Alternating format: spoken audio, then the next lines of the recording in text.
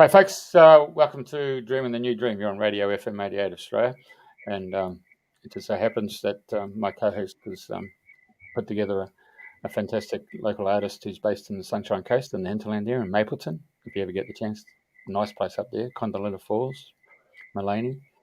And of course, our story tonight really refers to the eye of a photographer when it comes to taking a picture, or is it the landscape artist? And so we're going to hear from Alan, who's workers in the field of artistry. So without any further ado, I'll pass you over to Julia and we go from there. Thank you very much. Hello, welcome everyone. Thanks for joining us, and welcome Alan Mead, our wonderful landscape artist who loves being in nature and with nature. Welcome, Alan Mead. Thank you, Julia, and thank you, Jeff. Great. So, Alan, I understand that you were inspired at a very young age already, to become an artist, as in, growing up, you sort of got fascinated with seeing how light affects color on the shapes and the objects it hits. Do you remember what it was that first drew your fascination? I think one of the big things that really struck me when I was very young, my parents used to take us into nature quite often. We had some quite wonderful experiences, I guess, if you class being 2 weeks in a tent in North Wales as being in nature during the winter. These things sort of stuck in my mind, especially like Snowdonia and the mists that come over the hills and the mountains, and just the sense of colour that it puts. It just changes. The colour changes all the time, and I guess I just had a fascination with that. Get a little tiny bit of sun comes through, and it changes again. The colours change, and I guess it's something that I like to try and recreate in the works that I do. Yeah. Yeah, thank you. I can really relate to that. I mean, I remember my first trip to Wales, and we just took a train up from London to Cornwall and Wales, and we just got off wherever we felt like it. But when walk past the village with the Harley Davidson people and the fish and chip shops, you were like in these brooks and moss-coloured rocks and just ancient forests. And to me, I grew up in the city in Hong Kong and studied in London, so to me it was like stepping into one of the pictures in the fairy tale books. And the energy is so thick there. It's been untouched and by humans for such a long time. It really is quite different, isn't it? Yes, yeah. It's wherever you go in the world, I think that there's always something that you can get out of the environment, the nature. It's just phenomenal. Some lovely shots there coming up. Beautiful, yeah. I've had the pleasure of going to Snowdonia, and I can relate to exactly what you said about those and how nippy it can be when you take that tram cart thing, whatever you want to call it, tramway up to the top, Snowdonia. Yeah, very awesome. That's right. Yeah, I was actually 5 years old when I went first up to Snowdon, so I started early. I had to walk. When you they didn't carry you? No, I had to walk. Couldn't get the train. That was easy. Yeah, that's great.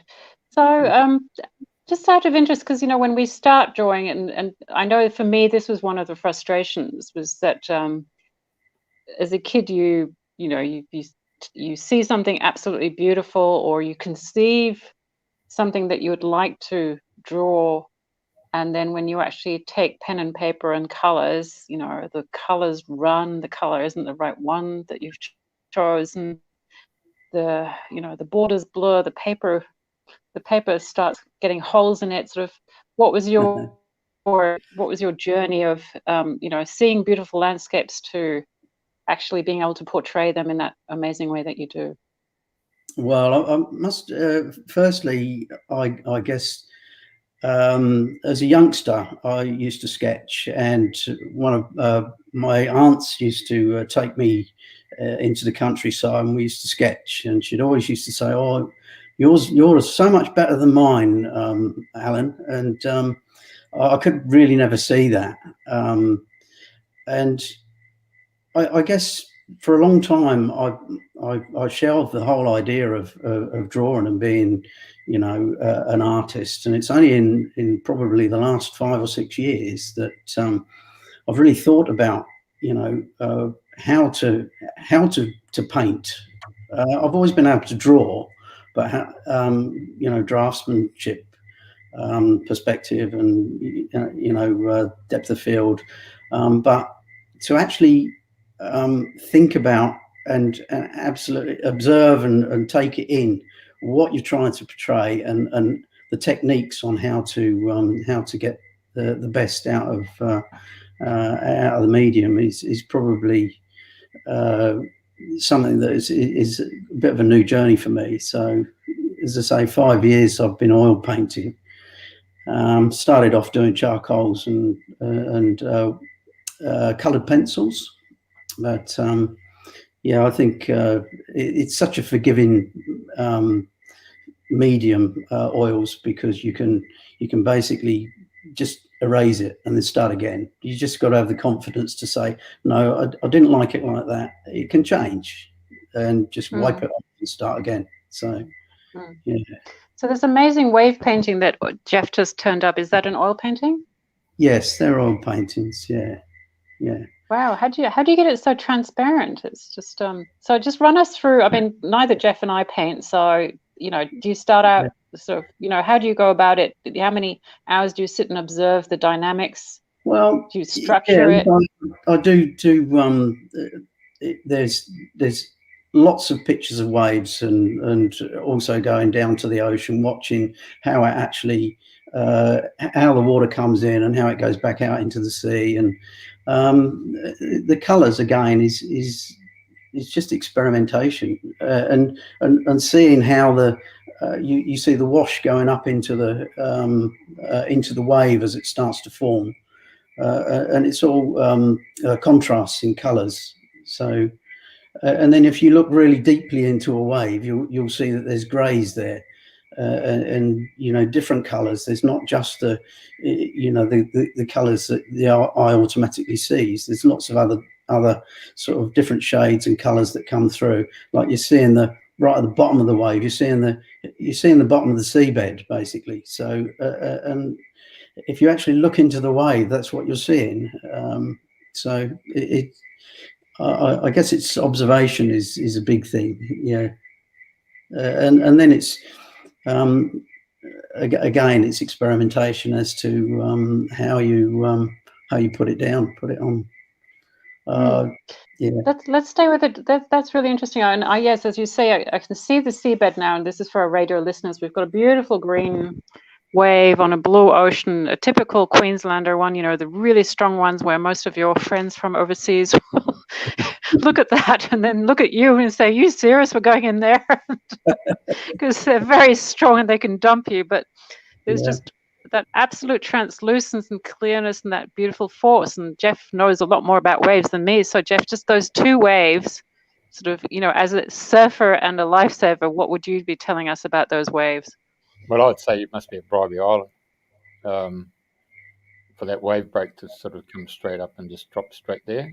Most of the coast beaches would be getting a wave at least 100 metres out, probably. And if there's a gutter in the between, when you walk into the water, that can be. You have to watch yourself when you go across the gutter. It's to get out under the sandbank, which is where the big waves are. But no, that sounds like it's.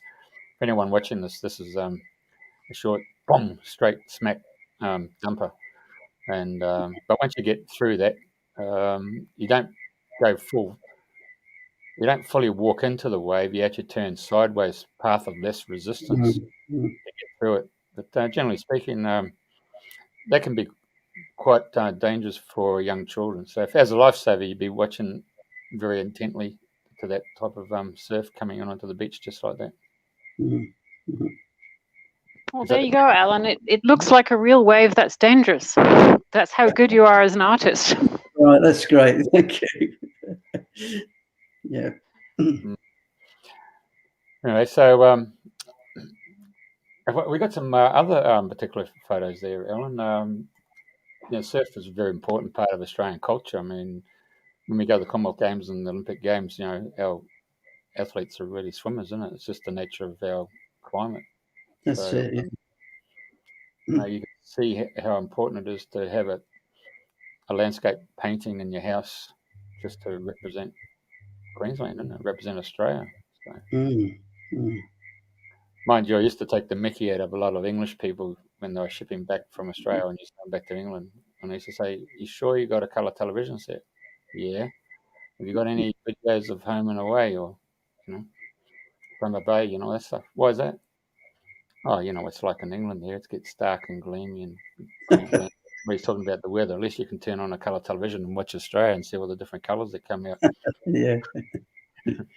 Anyway, beside the point. But painting and seeing through the eye of an artist, that's really what we're talking about today. So being able to capture the colours that we've got in Australia, I mean, that's just remarkable, isn't it? So if I step out of my vision shot, here's a particular beast that's in Australia. So I mean, it's not a colour that you would primarily see in Somerset or in Snowdonia, but with our climate the way it is, and we get droughts, you can see that type of landscape.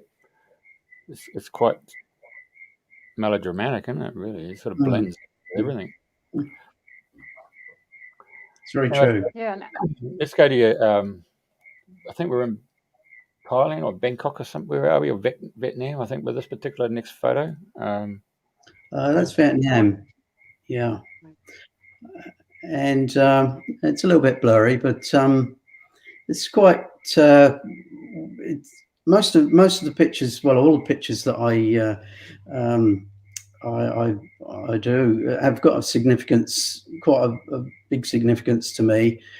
This is in Ba Bay National Park, which is up in the north of Vietnam, near the Chinese border, and it's littered with caves, and I think it's limestone or chalk, and this is on the way to one of the caves, and there's a couple of things about it. What I actually noticed was that the tree looked like an eye. It's a tree within a tree, and I thought that was quite special. The other thing is, it was really, really hot and steamy. Now, the photograph doesn't actually show you that, but what I've tried to do, if you look at the haze behind the tree and up in the hills, it was so hot and steamy that that was the whole idea of trying to get that heat, that feeling of really being, humidity and quite not very comfortable. So yeah.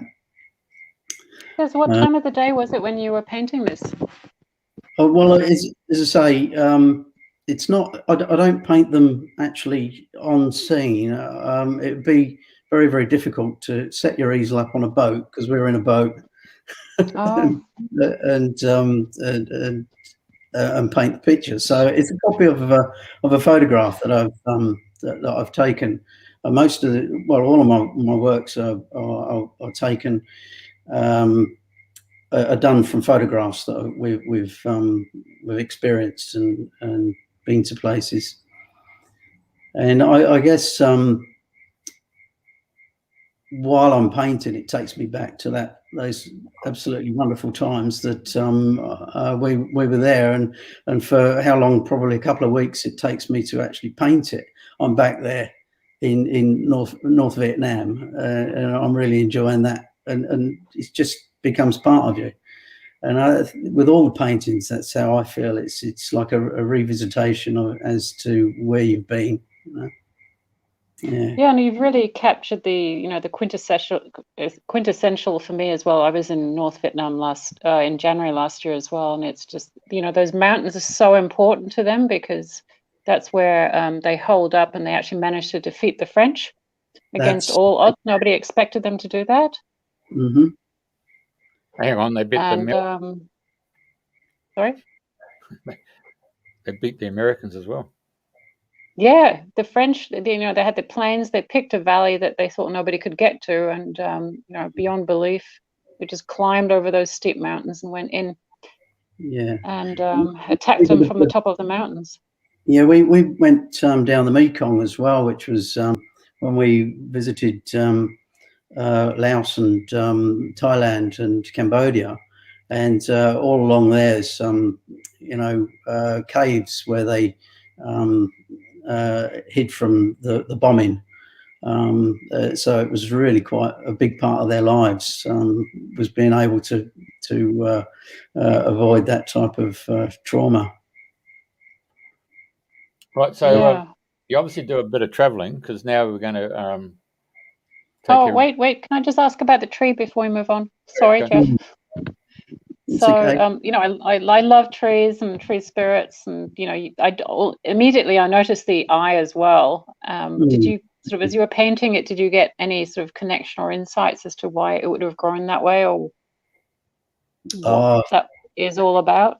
Not really. I just felt it was so special. It had to be captured. Had to put it in. I mean, it's not sure. Looks like a fig to me, but didn't really get that close. So yeah, but no, it's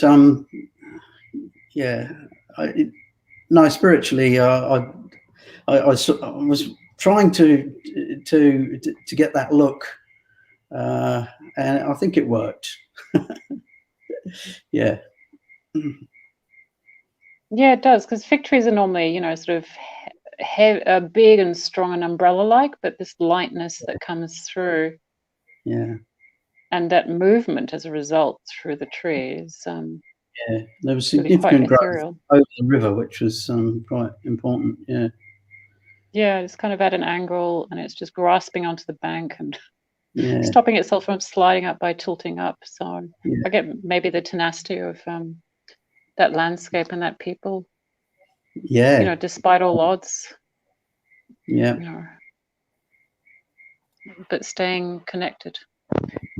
Jeff, which country are you going to take us to next? We're going to the Northern Hemisphere. Yeah. And we're going to go to the land of pirates. Pirates, yes, black flag. Yeah, it's the Cornish. Clotted cream. Yeah, this is Mevagissey, which is a little fishing, or I think it was known for harbouring pirates and contraband during those times. And the harbour was, I really sort of, it was one of the biggest or most complicated pictures that I'd done at this stage. So it was quite a task to get everything, there's a bit of engineering drawing involved with it as well. So which I did do engineering drawing in my early days at school. So I found that helped to try and get the angles right, especially on the riggings of boats and things like that. So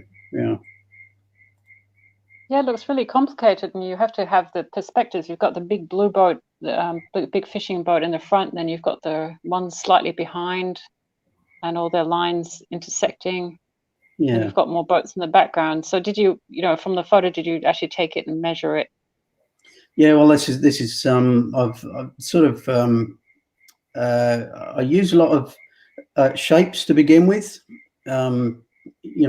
triangles, oblongs, stuff like that. And when you put the shapes down, you make a draft, and then you just you follow your draft and you fill in. I normally go from top left, and I work my way down. So I usually put the sky in first, and the the horizon, the contour, the profile of the picture, then come down and then start to fill in the buildings. And it's just an accumulation. It's a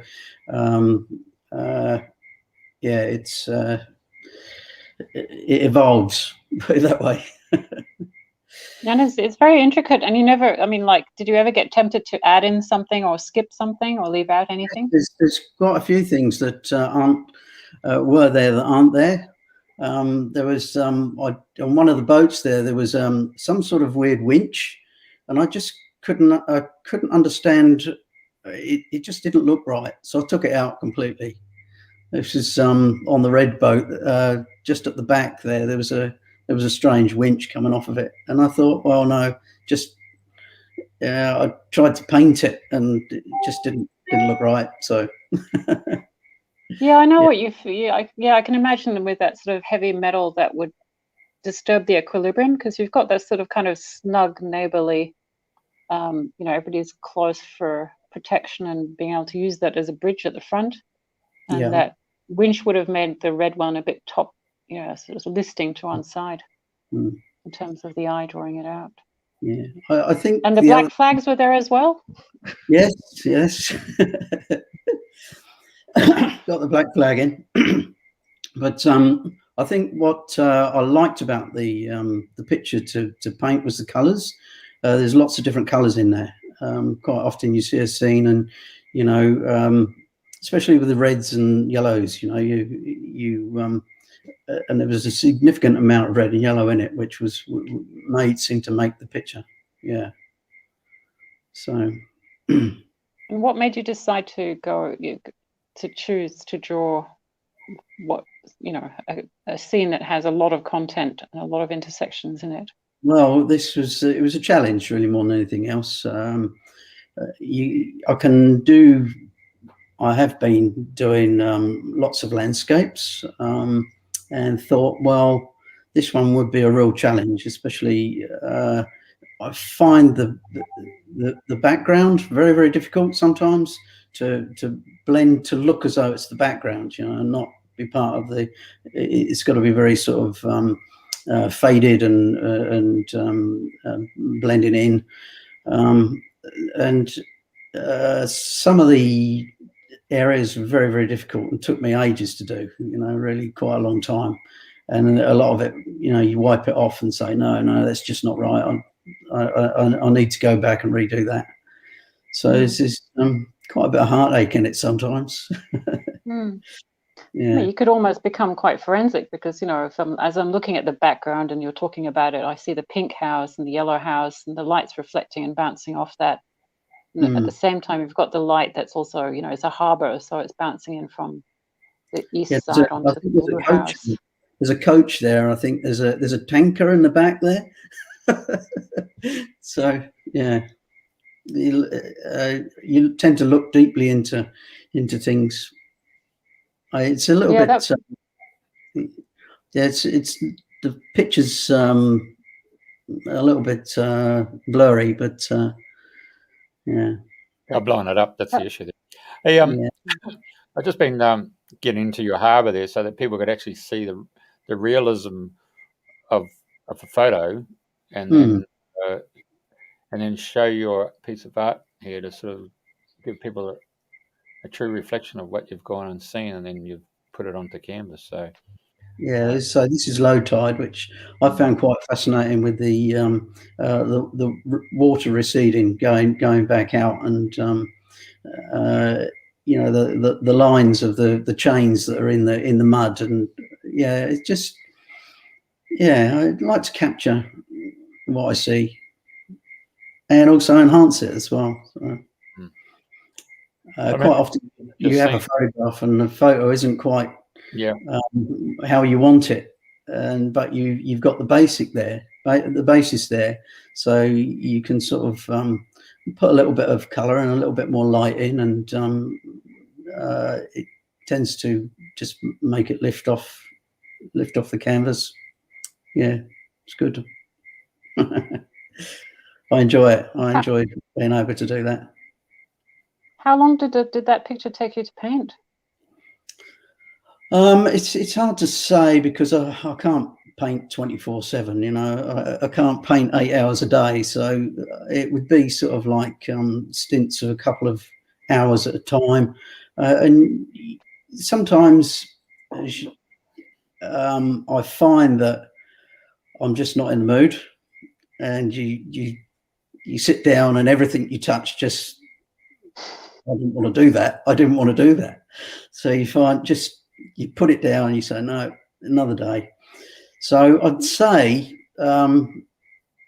it would probably take, if you classed it as being 8 hours a day, it'd probably take a week to do. So 40 hours, I'd say, to do that. Yeah. So you kind of have to get yourself into a right space to be able to paint the way you want to. Very much so, yeah. And it doesn't always flow. You know, it's quite often you don't really. You think yes, I'm really going to do something today, and it just doesn't happen. And you end up coming out of the studio and thinking, I shouldn't have bothered today, really. But then then you have your good days where you paint until midnight and you think, oh, where's the time gone? Yeah. So it can happen as well. Yeah. And do you ever find yourself dreaming, you know, during that week those weeks that you're focusing on one picture? Like, do you find yourself dreaming at night that you're on the boat or one of the fishermen's chatting to you? Well, yeah. Well, as I say, I to tell you the truth, I usually have about 3 or 4 pictures going at one time. And because I like to vary the colours, I like to vary where I am, so I don't get bogged down and just focus on one thing all the time. So I like to do that, but no, very much so. I'm there. I really, when I start a painting, whenever I pick it up, I revisit wherever it was that I've taken it. So you're like a millennial. You can create 3 scenes at the same time, all very different. I don't know about that. But no, I find it's more stimulating to do that.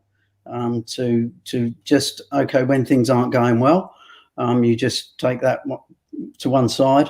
Let's put another one up. Let's change some colours. Let's have a different. I was doing some trees, or was doing a boat, or doing some sea or sky.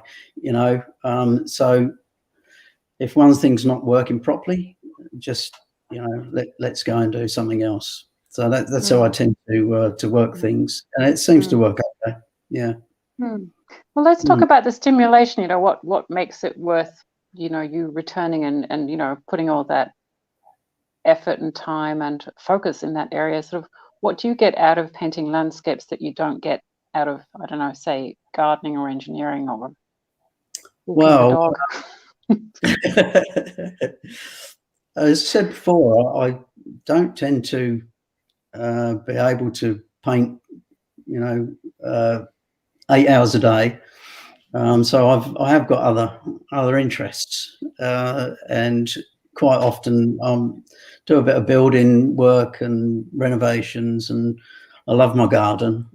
So it's one of those things that I can put the paintbrush down and go out into the garden, and then I can think about it, and then think about, oh, okay, well, I haven't tried this. I'll try, if something's not working, I haven't tried that quite, so I'll go and give that a try. And so, yeah, in answer to your question, what do I get out of it? Well,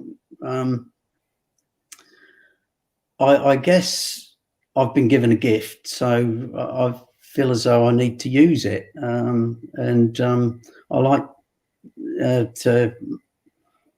A lot of people say, "Oh, I really love your artwork." So that's nice to have that feedback for people to say, "I really like what you're doing."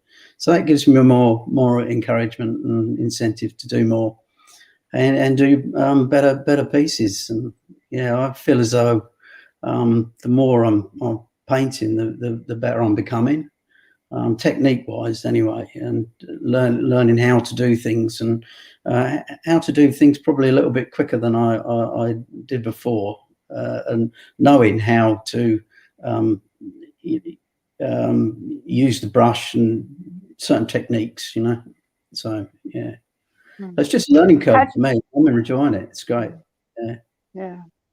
How did you find out that you do? I mean, you do have a gift, but how did you find out that you were, better than most people, and that it was worth, that you were really good? Yeah, well, it was funny because I'd put it on the back burner for years and thought, no, I might pick it up. And Dawn and myself, my wife Dawn, we've got some friends that go up to Bowen every year, and they invited us up. That's Airlie Beach, Proserpine, a bit further up Bowen, and we visited them for a week. And while we were up there, our friend suggested she was doing some art lessons in Proserpine in Airlie Beach, not Proserpine. And she said, "Do you want to come along?" And they assist you in doing some drawings. And so I said, "Yeah, okay, well, I'll come along." And they put some pictures in front of me and said, let's draw these. The first one I think was a lion's head, and then I did a little frog, and at the end of it, the teacher came up to me and said, "Why aren't you doing this full time? Why aren't you making a living out of this?" I said, "Well, I'm not that good." And she said, "I think I'll send you some things, some exercises to do with certain mediums." And it started from there. So with that encouragement, I decided that she said, "Well, now that you've sort of done charcoals and drawings, and why don't you try some bigger pieces?" So I started with the one of Borneo that I think you've got the other one there. Yep, we're going to talk about that next. So we'll just look at this. So you basically were in Borneo. Where was that in Borneo? That was Sabai. It's just down from it's northern Borneo, the Malaysian part of Borneo, and it was coming down to. I think I sent you the picture in the link. Yeah. And we were in search of wanted to go and have a look at the proboscis monkeys, and they're only found in the Garama and Cleese wetlands. And this was on the way back. We'd seen the monkeys, and the sky was just phenomenal. And that's from the back of the boat. You can see the waves, sort of, and the ripples in the water. But I feel as though this was a real starting point for me, because if I look at this now and I think, wow, I've come so far, because to me this isn't as good as it could be. So it's a real learning curve in the way that my technique has really improved from this initial picture. It's hard for maybe you to see, but I know from my personally, I know that it's a real growing edge for me. But that was the first large one I did. Yeah. I'm really admiring that picture, because seeing if I can learn from you. You've got the sun there, and then you've got the clouds on the left that seem to be a bit spiraling, a bit like it's such a candy floss and spiraled it a little. So do you actually turn the brush as you're doing it to try and show the direction, or do you work more on a texture basis so that you've got different? I use these days. I use the colours and blend them together to get that sort of feathery, rounded. So you start with your lights and you work into your darks. So it's just a technique that I've sort of developed over. As I say, I don't think this is one of my better works. I think the ones that I've been doing in later times, the technique has improved, put it that way. But looks pretty good to me. I mean, the reflection on the water sort of. So you're saying the light would have been there first, and then you basically put in the silhouettes of the horizon. Yeah, well, what I do with paintings is I underpaint first. So basically, you put a wash. So you'll create a sort of a rough horizon, and then you'll start with the sky. I always start from the top left and come down. So you put your clouds in first. So quite often you'll see the painting, and it's a painting of clouds to the horizon, and then I always tend to put the darker colours base first, like right down the bottom. It's quite dark, and then because if you look into bushes and trees and the ocean, the hardest thing to get out of it is the correct depth, the dark part. Usually, that's how I feel. And what I do is then layer on top, and then you layer the lighter things on top.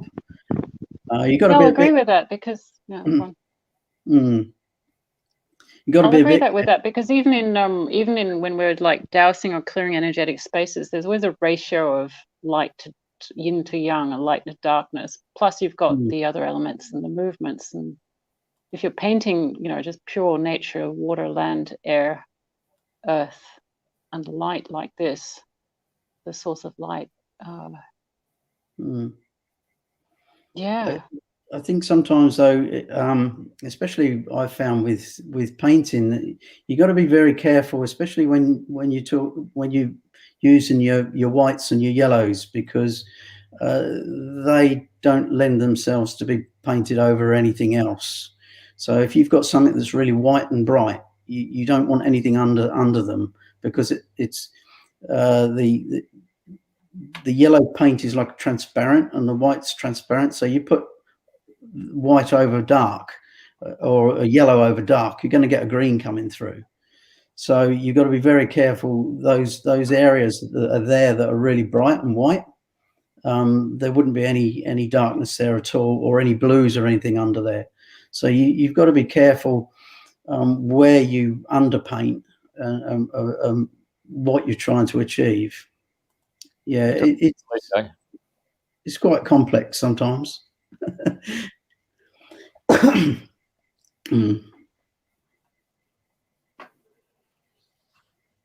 And what were the monkeys like in Borneo? Oh, they were great. Yeah, they forage during the day on the riverbanks, and then just as dusk, they go up into the trees, and that's when you're able to see them. That's why we went to see the monkeys in the afternoon, evening, and of course there's crocodiles all in the river there. So you come back and all you see is red eyes on the bank. Yeah.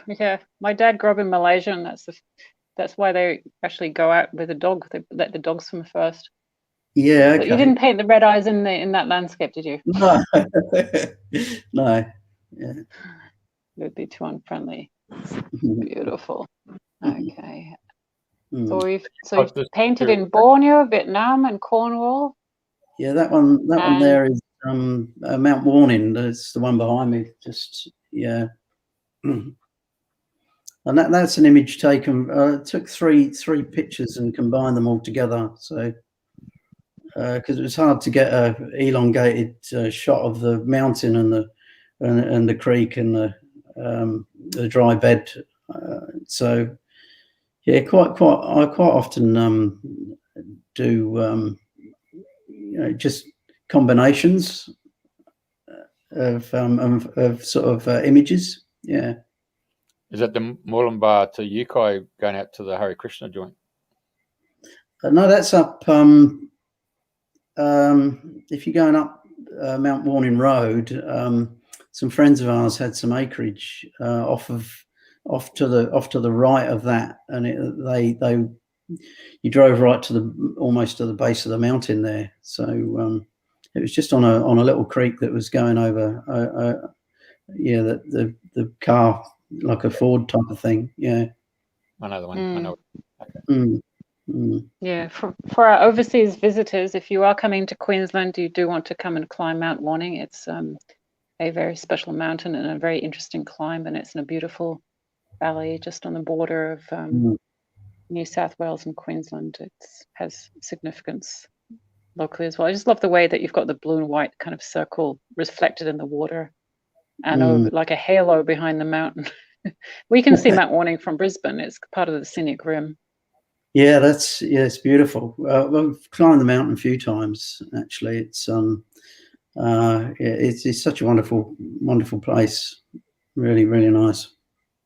Yeah, you've made it quite stately. It's kind of a cross between, the mountain on Sound of Music, and it's just a sort of saintly mountain with that great lighting. It's quite cinematic, actually, isn't it?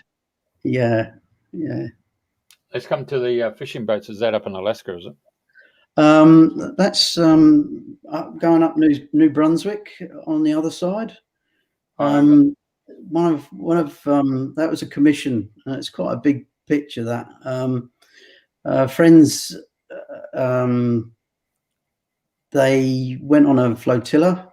It was about 5 boats, I think, and they just explored the whole area up there, or quite a bit of the area, and they wanted something to remind them of their wonderful trip. And we went through probably about 30 images, and eventually we came across this one, but it was really washed out.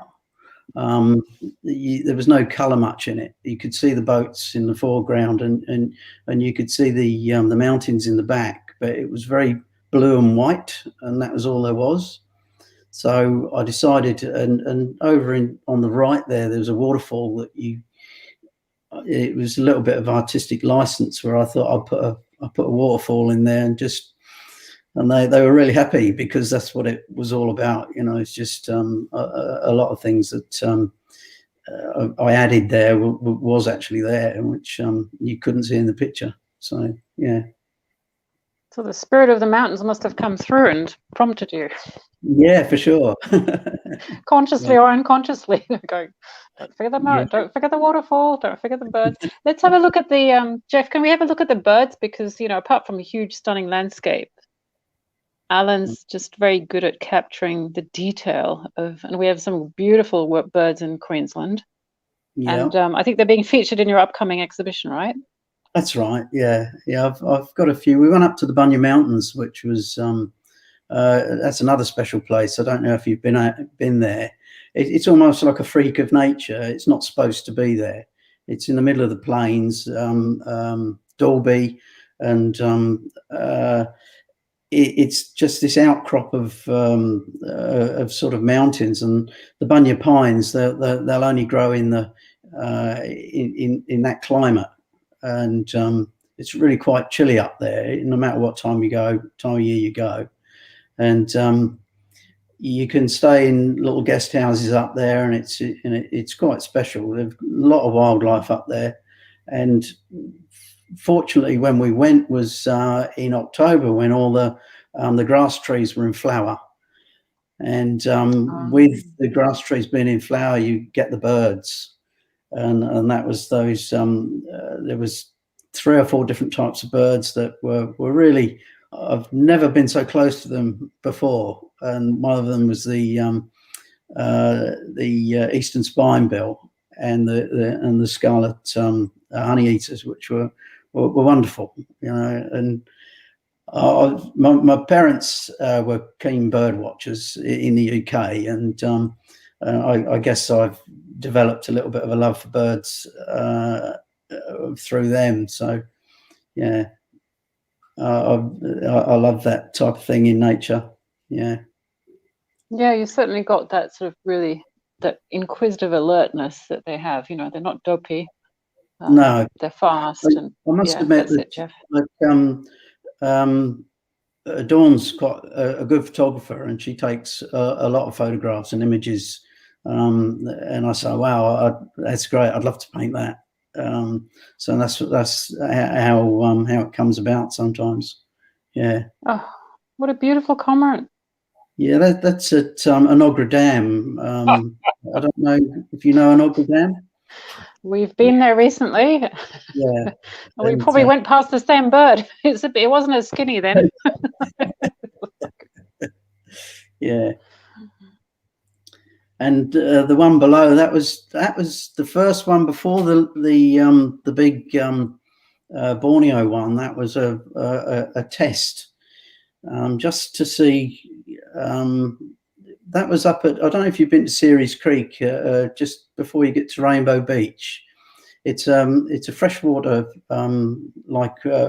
stream that goes through, and these massive eels in there, the long-finned eels, and probably about a metre and a half long. These eels, and they're really and the catfish.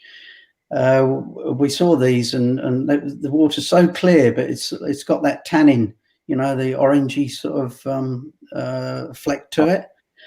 And just as what I really loved was the way that the sky was reflecting on the water, and we just got the ripples of the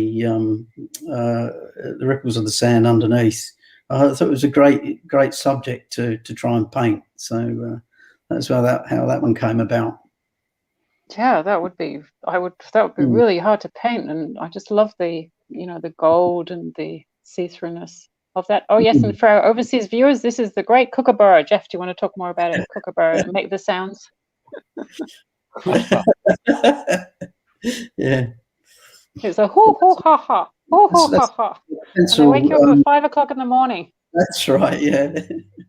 It's a coloured pencil drawing, that one. So yeah.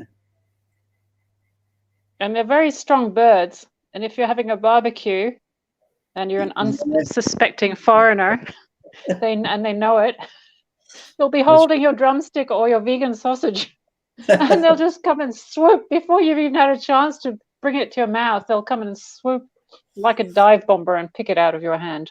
That's exactly right. Yeah. Nothing beats the bloody seagull from England eating an ice cream. Oh no! Oh, the Cornwall ones, yeah. Right. The herring gulls, yeah. They eat ice cream? I thought they just used to eat chips. They've graduated onto ice cream, have they? Yeah, they'll eat anything.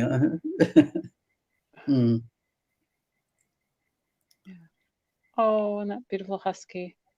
Yeah, that's a friend of ours. That was a commission, and she gave me about 5 or 6 images and wanted me to create something out of the images that she'd given me. So she was very happy with it. So I'm happy. Yeah, that's great. So if people are watching that and they like your style, they could contact you via the website or Facebook page. Yes, I actually enjoy commissions because it gives me a different sort of slant on doing something that I might not have challenged myself to do. So yeah, and the commissions I've been greatly received. So yeah. Yeah, I mean you're obviously very talented. I mean, look at that one. That's very Fraser Island type. What is that? I can't see the Harvey Bay. Urungam Pier. That's Harvey Bay. Yeah. Yeah. Once the water goes out, you have to walk out about 2 kilometres, don't you, to touch the water? Yeah, that's it. Yeah. And going forward, Alan, what's the are you going to be touring the country or going international? What's the plan? Oh, look, I don't really know. It's a little bit difficult in these times to know about traveling, but yeah, we've got some plans to go and visit, especially Dawn's relatives down south. So hopefully we'll get down there. But no, we're doing this exhibition in a couple of weeks' time, and we'll see. We really like to see how that goes first. Yeah. Great. Let's just have a quick talk about this Scotland picture, Jeff. Can we go back? Because I initially thought that was Devon, but this is Scotland apparently. Can you tell us more about that place? It just looks spectacular. I want to go back to Scotland after seeing that. That's the Isle of Skye. It's Lochmelt waterfall, which it's just like a lock. Falls off the edge, really. Beautiful place, and what was stunning was the colour of the ocean. It was so clear, and it was like a green with the algae on the rocks, and such a stunning place, Isle of Skye. I'd really love to go back there. Yeah, looks like something out of Lord of the Rings. Yeah.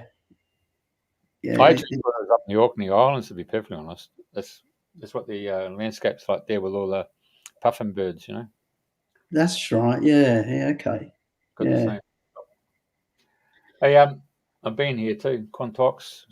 Yeah, my mum and dad live at on the Quantocks. They live at Bishop's Lydiard, which is a little village near Taunton, and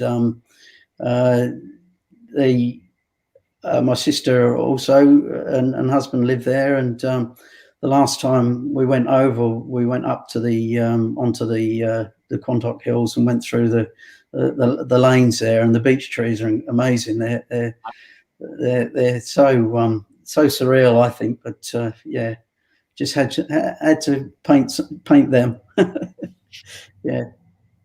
Yeah, it's quite varied. Yeah. Yeah, you really sort of it's not like you just do waves. You really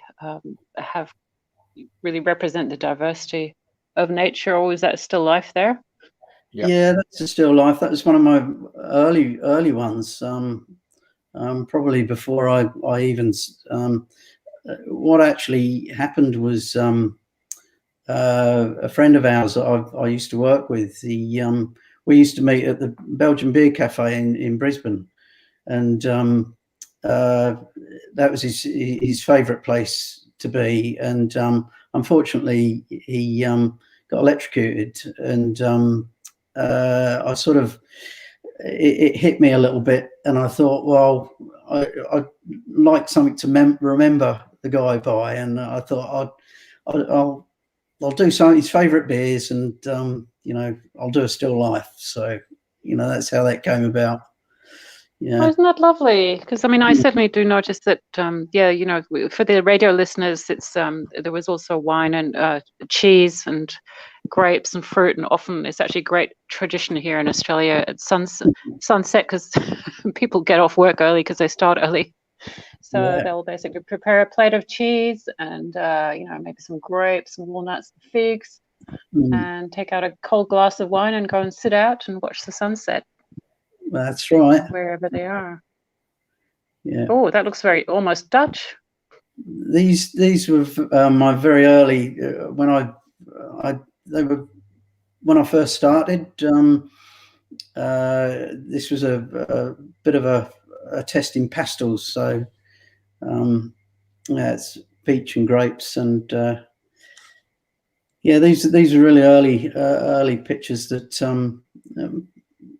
I sort of was honing my skills, as it were, to eventually start to do the oils. Very strong painting, I have to say. Very strong. Yeah, I agree. That's like, it's stunning. It's it's so much form compared to the landscape, but perfect form. Oh, and you're doing people, because I was just going to say, you don't do people, but then yes, here we see you do people and kids. So we have a picture of a child, a toddler. This is my grandchild. This is my granddaughter. This is Alice, and her other grandfather. It was his favorite picture of her. So he said, "Could I do one for him in oils?" So it's only a small picture, and it was very difficult because of the size. oils isn't always, and canvas isn't always, I find, easy. When the larger it is, the easier it is to get detail, but the smaller it is, it's very, very difficult. Yeah. These guys at Fraser Island, we went on a a week snorkeling holiday to Vanuatu, and ended up sat in the resort for a week. It was during Cyclone Donna, I think it was. So we had a week of torrential rain, and this was just before it hit. They were getting supplies in. That's fuel for the generator. They roll it up in barrels up on the beach. So I thought it was quite a nice shot, actually. And this is a painting, not a photograph. No, that's my granddaughter again. That was when she was her first experience at the ocean. So, and it's a painting. It's painting. Yeah. My gosh. Mm. Wow. And this is a colleague of mine that when I worked in Brisbane, she was getting married, and I said, would you mind if I painted a nice big picture of you? And she said, no, that's fine. She's going to collect it when she's in Brisbane next. She's in South Australia at the moment. So yeah. And I just love the colour, and it was quite a challenge to try and get the gold braid and that in the bodice at the top, and the patterns. I did have quite a lot of trouble with the patterns, but to get them uniform, I spent quite. Well, Alan, all I can say is that you like a challenge, because like a Indian bride in her sari with all that gold jewelry. I mean, that is so intricate. That's that's asking for trouble. But you've done it incredibly well. Thank you. Yeah. Great.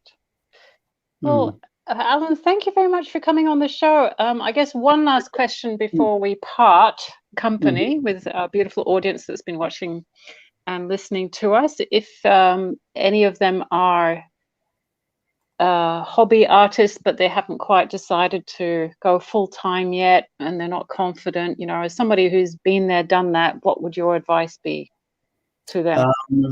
Well, I guess for me, it's you're only sort of restricted by your imagination, so you go for it and just try it. And don't be afraid to make mistakes, because that's the only way that you move forward. And say, okay, make mistakes, but think about what you're doing and how you did it, and then try something new. Try a different brush technique. Try over painting, under painting. It's all trial and error, and I guess it's just having an interest in wanting to create something. I mean, for me, I'm a realist, and I like to paint what I see. Although I am venturing into other different genres. I've been doing a couple of sort of like spiritual type of paintings. But I still believe that to do you've got to practice before you do things properly. So yeah, I'm still practicing. Yeah. Well, very wise words. Thank you very much, Alan. You certainly are honoring nature and what is, and all her beauty and all of the components that we have, be they fruit or boats or people or trees or mountains. And I think that's, everything is living, and we're all in this together. So yeah, thank you very much. Jeff, do you have any parting comments, questions? Maybe throwing up Alan's photos, paintings. Sorry about that. But I just want to draw some similarities to Alan's work there, particularly stills, and then the landscape ones. And you can see that this masterpiece of European art's coming out to Brisbane here on the 12th of June to the 17th of October. So my suggestion is go up to see Mapleton, have a look at the Alan's work, or jump on his website, and you'll start to see the Alan's certainly got an eye for some of these classical aspects that have been painted, from the 16th, 17th century. I mean, we've seen this one here in the harbour. We've seen this work with the peaches and the grapes. I think it's a great testament for anybody who's watching the show to jump on and have a look at Alan's website there, alanmeadartist.com. Just jump onto his Facebook site and have a look. But I think anybody who's into art would relate to Alan, and I think they would relate to what I've just put up there relating to these masters that we're very fortunate that are coming out to Queensland. Great, mate. Bloody brilliant. Okay, thank you very much. Who have we got next week, Julie? Yeah, next week we switch from art to nature and landscapes to frequencies. We actually have from the Netherlands, from the Jai School of Frequencies, a time waver therapist who is actually customizing frequencies that people can use with bioresonance machines or with their Healys to release past lives, run abundance programs, etc. So it'll be something for you, Jeff, because you understand radios and frequencies. I just understand the problem and the solution, but sort of the technicality, hopefully, we will become a little enlightened with as to what kind of frequencies we can use in this healing space these days in the 21st century.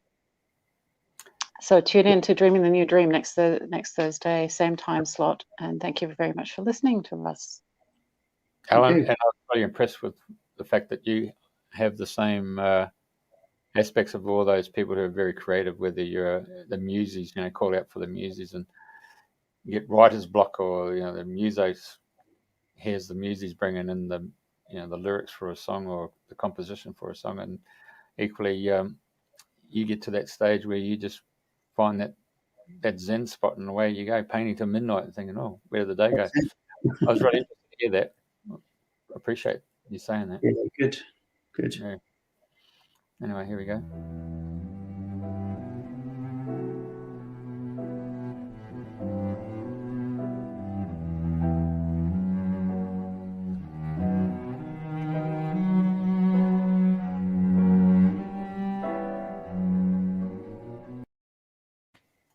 Right, thank you very much. Oh, great. Thank you.